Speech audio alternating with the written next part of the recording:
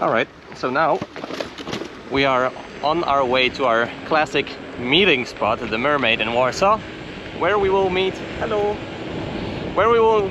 Mikołaj, the owner of a scooter for 10,000 kilometers, and now the owner of a electric unicycle for I don't know how many kilometers. He does a lot of kilometers now once he got the EUC. So listen, the last video was more like a video against EUC, why not to get it, and here you'll hear probably a lot of reasons why to get it, because Mikołaj has been really happy with his purchase, but more on that later. I'll let him speak for himself. With that in mind, let's get to the Mermaid.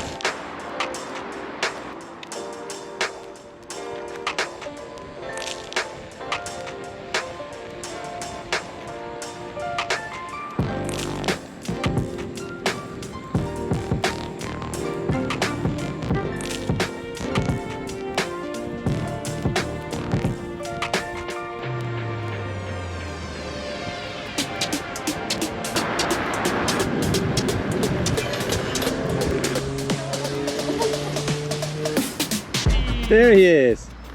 Hi! This is some kind of film. Again! Again! Sherman is ready.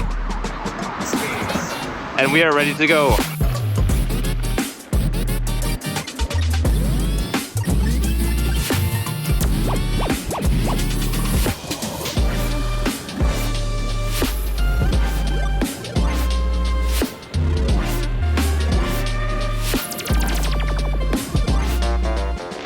Alright, so I didn't have that much planned for the video, but we are together here with Mikołaj.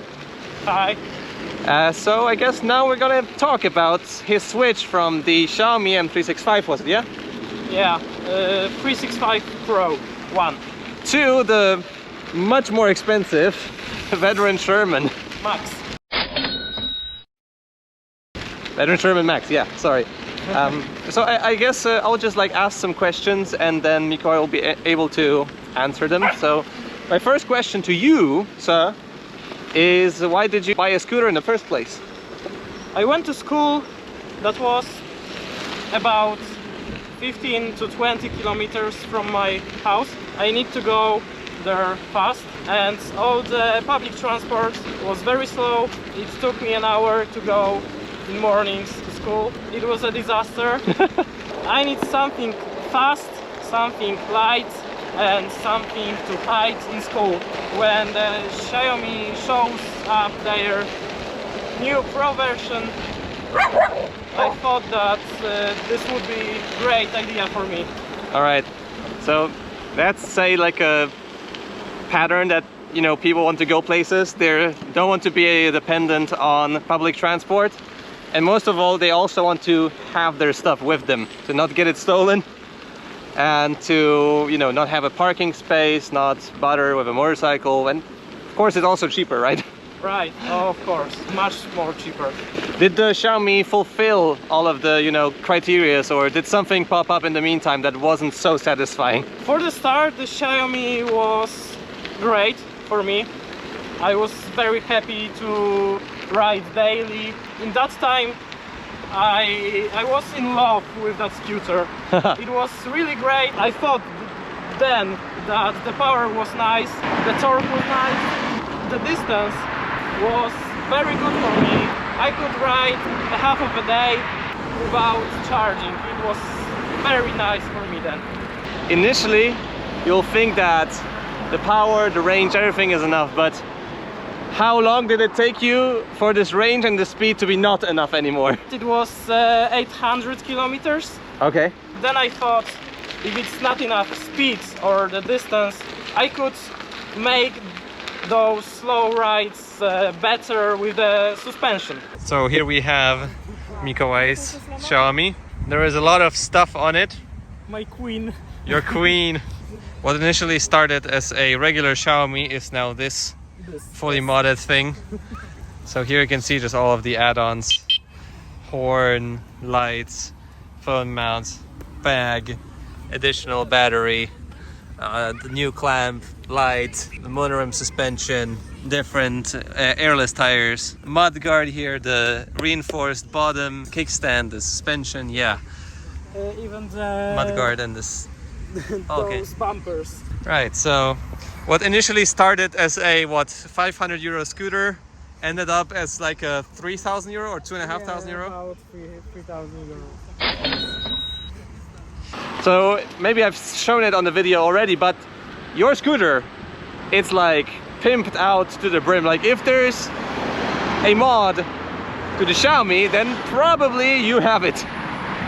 I got a hack on that scooter. Yeah. So with the hack on 35, 32 kilometers per hour, I could do 25 or 30 kilometers. And with the additional battery, it was about 65 kilometers, so it was very, very nice. But you also told me, I think before, that it took a very long time to recharge it, right? It was like a day? Right.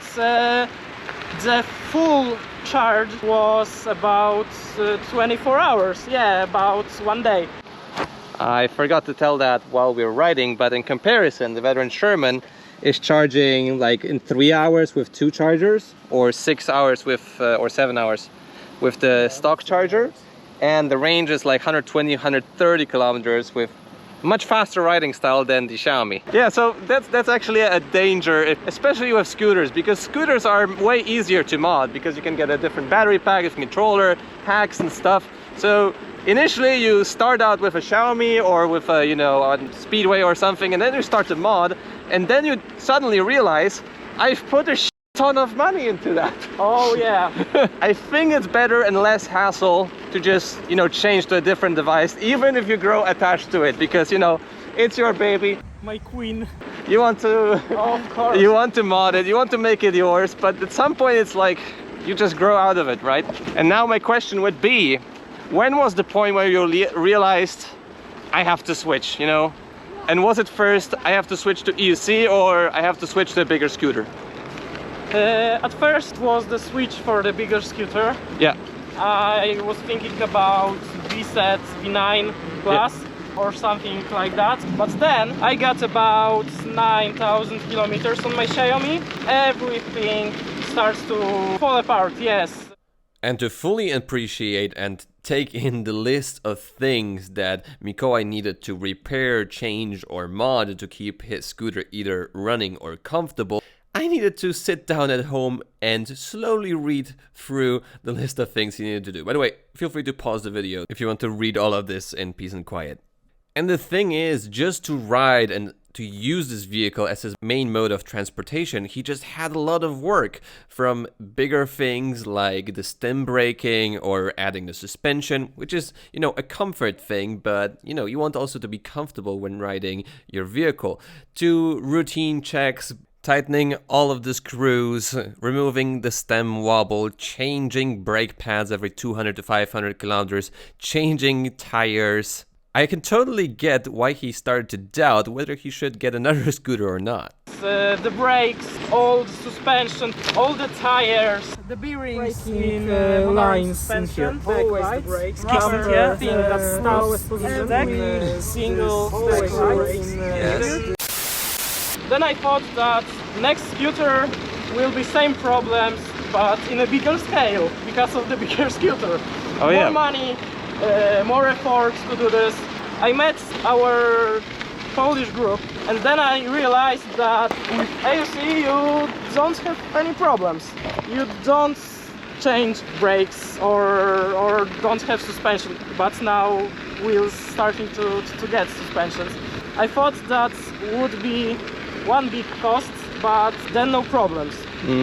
So I decided to have no barriers and get, I think, the nicest and the most unbreakable wheel on market now. It was the right choice. Oh yeah. Now I wanted to ask you, because maybe people are curious about that. Was it hard to switch, you know, to switch from e-scooter with handlebars to EUC without any handlebars, you know? When I decided to switch to AUC, I started riding on my Xiaomi without hands, balancing my body. I was exercising on that Xiaomi on about 30 kilometers an hour.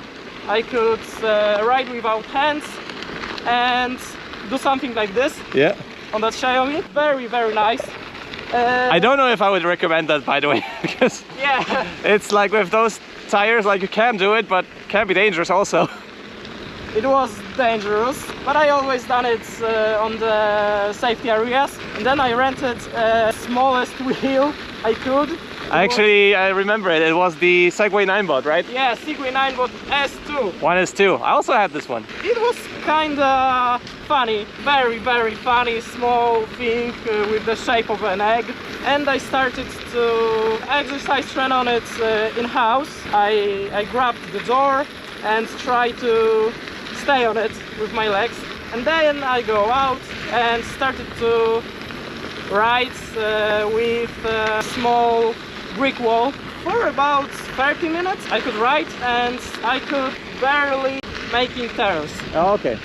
So after half an hour, it was the point for Mikołaj to already somewhat get an idea how that works. What was like the biggest benefit for you when switching from e-scooter to EUC?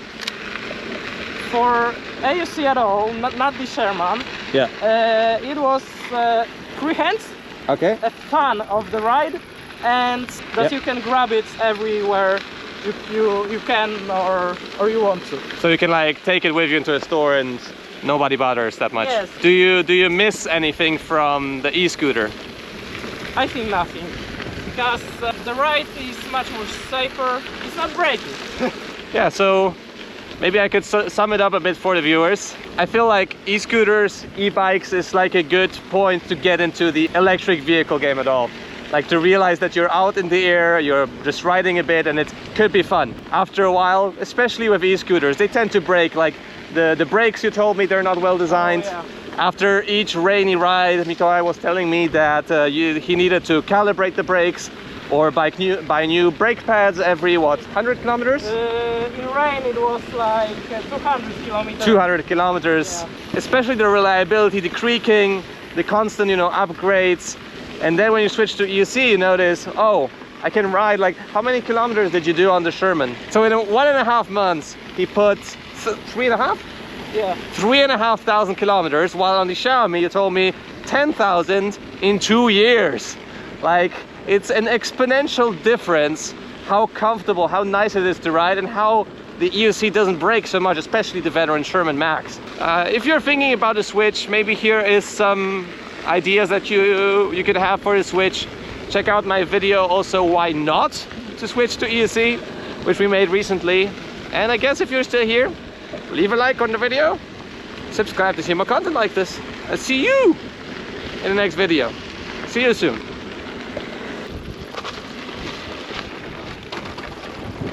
Nice. Fun!